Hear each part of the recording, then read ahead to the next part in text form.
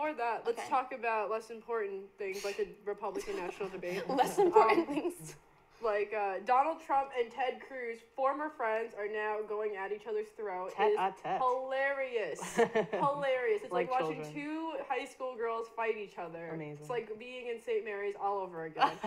So he met his match. Yeah, I mean, they're both really obnoxious guys in different ways. At least I respect Donald Trump a little bit more because he doesn't try to hide the fact that he is, like, really screwed up and, like, racist. He passionately believes in everything that he says, and I respect that because, you know what, there's a lot of people who say things that they don't believe in. Absolutely. I know Donald Trump really believes all the things that he says. Wow, you actually gave me something to admire him about. Interesting, yeah. I try to find that in people, even people I don't like, because I feel, you know, you got where you are doing something right, and I guess it's sticking to your crazy beliefs. But moving on from all that, they were, Ted Cruz challenged the New York values, saying, you know, people from New York don't represent American values, which is like, are you sure about that? Because I'm pretty sure most of everybody's grandparents and ancestors came through Ellis Island back in the day to come to this country. In fact, if you look at New York, there's so many different minorities and groups and religions and everything, more than any other state. Maybe California is different. More than any other state in this country. It's crazy. Donald Trump, of course, responded, you know, talking about 9/11, how, you know, we face a lot of tragedy, but, you know, we have people who are so dedicated to this country, they rushed into buildings, they gave their lives, and this, that, and the third. Also, my favorite, Donald Trump attacked Ted Cruz by saying nobody likes him, nobody in Congress likes him, no one likes him after they meet him, and that's why he won't be a good president, because he's very fake and people don't like him. That really sounds like a high school girl said it. Exactly. He's so funny. Like, actually, nobody likes you, Becky. Your hair looks terrible. Your shoes are fake. Like, dang. Your bag is so fake. I'll tell you, we'll have a very entertaining year in politics if he's the president. I mean, I really hope he doesn't win presidency. Praying for Bernie Dad Sanders. Always praying for Bernie Dad Sanders, because Bernie Sanders deserves to win, but, and I have this discussion with my stepdad all the time, it's going to be so hard for him because he's not electable. I mean, you think so? His words, not mine. My words, I think he is electable, but, like, I feel this he's electable for millennials. Yeah. This country, though, the older generation is not ready to have a socialist in there, and I don't necessarily agree with a lot of socialist points of view. I think a lot of them are unrealistic, but I think a lot of them are realistic.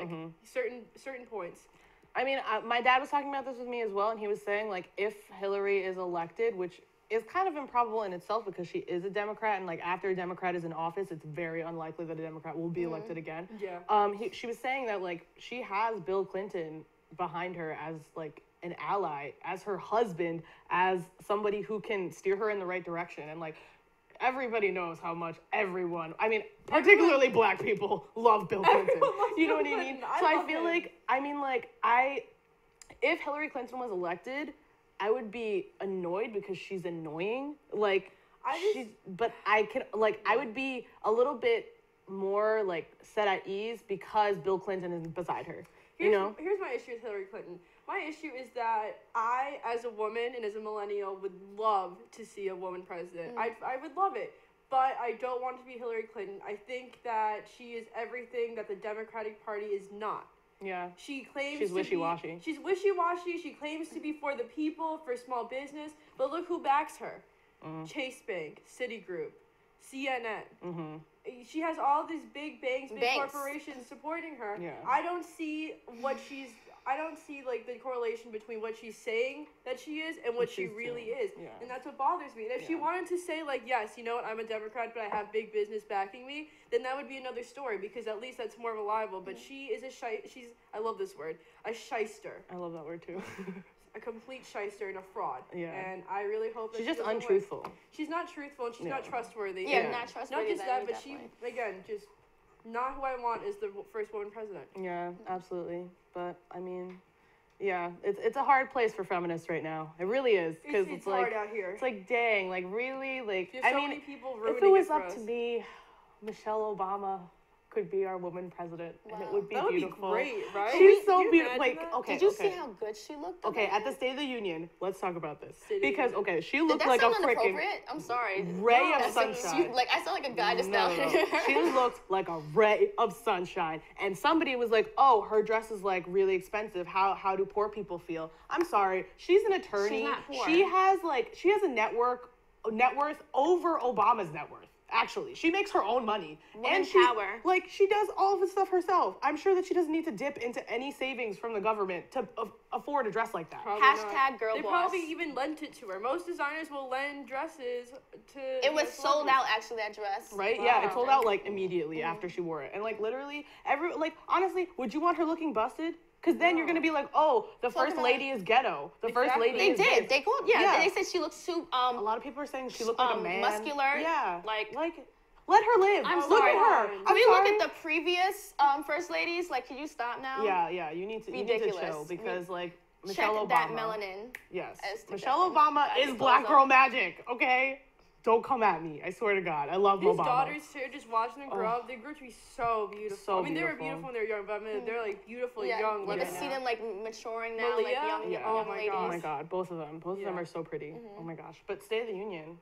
Yes, the State of the Union. So everybody saw that, He did his quick statement and it ended. But what we could take away from that is goes hand in hand with the 7 principles of Kwanzaa, which we wasn't here to discuss. But so let me just tell you one of the quotes that he said that I loved that he talked about. Okay, so he said, my fellow Americans, whatever you may believe, whether you prefer one party or another, party, our collective future depends on your willingness to uphold your obligations as a citizen, to vote, to speak out, to stand up for others, especially the weak, especially the vulnerable, knowing that each of us is only here because somebody somewhere stood up for us. Wow. That was my favorite part of That's powerful. his speech. That really stood out to me because it's so true. We are all here because stepping stones, someone else helped us. And that means it's now our turn, our generation, our obligation to do something, not just say, okay, that's the rule, that's the law, we're going to go let this happen. We see some unjust stuff happen, let's not protest. No, do something about it. And I say the 7 principles, some that stood out is like Ujima, like collective work and responsibility. Right. The 7 principles of Kwanzaa. It's not just a holiday. These are things we should be following and living. No matter what ethnicity you are, we should follow. It's good for your community. Absolutely. To take responsibility with yourself and with others, to teach others, be a good role model. I'm not saying be Example for perfect, people. but don't do things like crazy stuff. You Be know, conscious of what you do. Don't do conscious things you of what know you will do. hurt other people. Don't Right. do things that you know will have a negative impact on others. And don't do things that reflect badly about who you are as a person. Absolutely. Exactly. Some other the principles: building, maintaining, and developing the community. Unity, umoja, kuji, jakalia. These are some of the principles of Kwanzaa. So you guys should look into these more definitely wanna and look live into it. these. Yeah, Yeah. for sure. Yes. So we have a mystery topic. We We're have bringing like it back. almost